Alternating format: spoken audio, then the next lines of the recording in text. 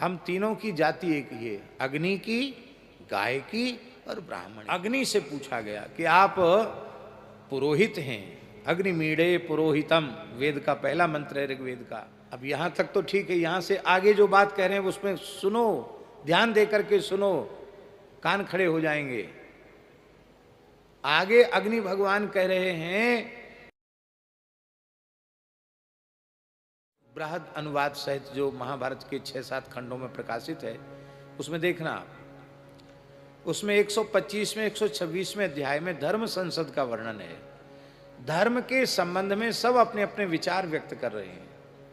उसमें तीनों देवता हैं, ब्रह्मा विष्णु महेश, इंद्र आदि लोकपाल दिक्पाल हैं, सभी ऋषि महर्षि हैं उसमें।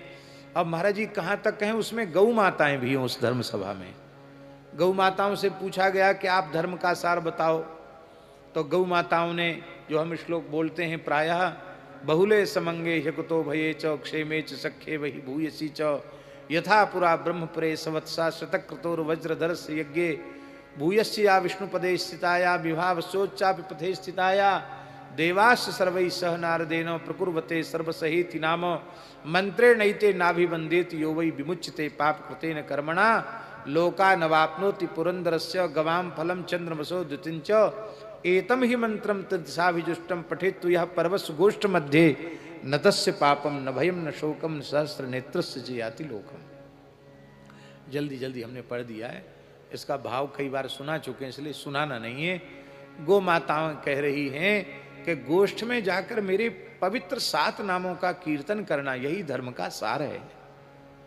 संपूर्ण पापों से वह मुक्त हो जाता है, चंद्रमा के जैसी दिव्य कांति उसे प्राप्त हो जाती है। इसका अर्थ है जैसे चंद्रमा से सबको आह्लाद मिलता है, जो व्यक्ति मेरे नामों का कीर्तन करता है उसमें इतना दिव्य गुण प्रकट हो जाता है कि चंद्रमा के समान सबके लिए आह्लादकारी हो जाता है, और अंत में वह भगवान के नित्य धाम को प्राप्त करता है। ये धर्म का सार बताया महाराज जी। उस प्रकरण में अग्नि से पूछा गया कि आप पुरोहित हैं, अग्निमीड़े पुरोहितम, वेद का पहला मंत्र है ऋग्वेद का।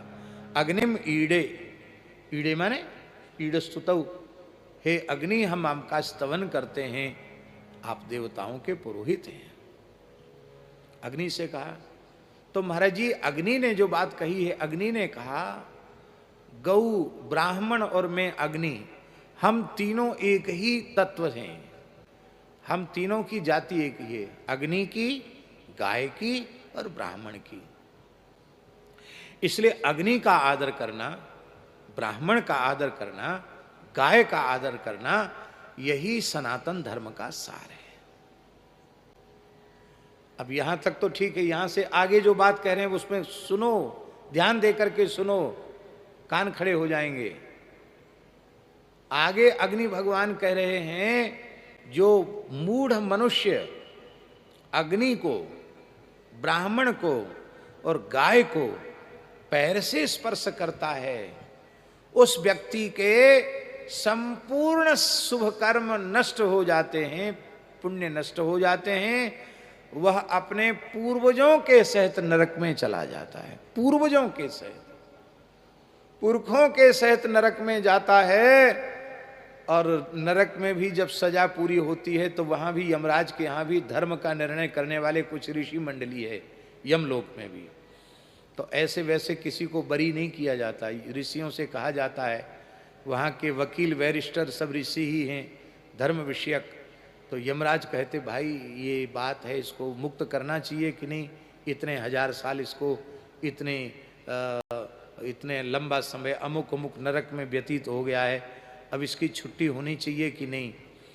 तो यमलोक में प्रतिष्ठित ऋषि कहते हैं कि बड़े से बड़े भयंकर पाप किए हो, उनकी सजा पूरी हो गई हो तो उनको छुट्टी कर दो, किंतु जिस मूढ़ ने गाय को, ब्राह्मण को, अग्नि को पैर से छुआ हो, उस व्यक्ति को बाहर मत निकाल, अभी और उसको नरक की आग में तपाओ।